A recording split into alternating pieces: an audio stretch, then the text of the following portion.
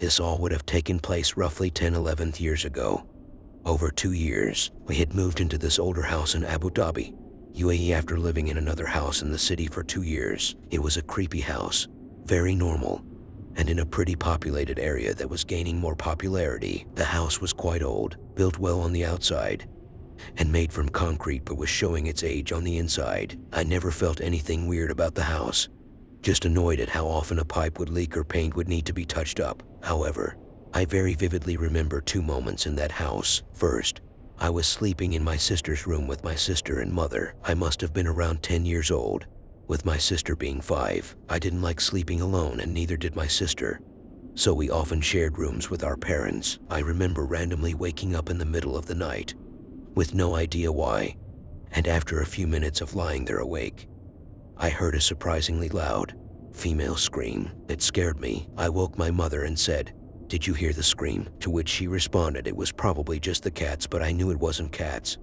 It sounded like a woman screaming briefly, and sounded as if it came from inside the house. And it wasn't our cat because he was asleep with my dad. I eventually fell asleep again and didn't bring it up again. Never found out what it was. Secondly, one night I was lying in bed with my dad, my mom in another room with my sister. I was trying to fall asleep and my dad was reading a book. We then both heard what sounded like a large plastic container being dropped. I and my dad got up to investigate. My sister and mother were asleep, and there was nothing noticeable that had fallen. My dad explained that it was probably our cat that had knocked something over. We went to bed and the next day I ignored the experience again and didn't talk about it. But we never found any signs of something falling over. After 2 years in the house, and no other events happening to me, we moved to another house in the same area. It was newer and bigger. Nothing happened again.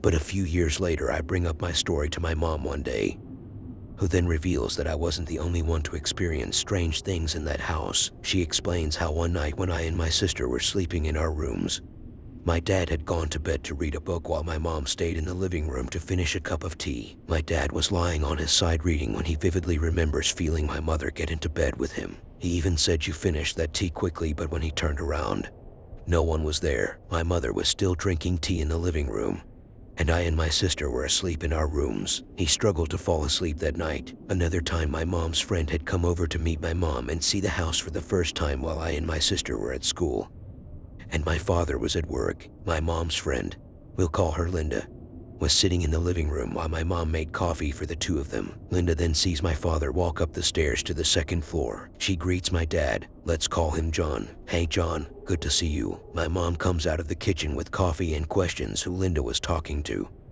Linda says she was greeting my father, but my mother explained how my father was at work and no one else was in the house. Linda was adamant she saw a man walk up to the second floor.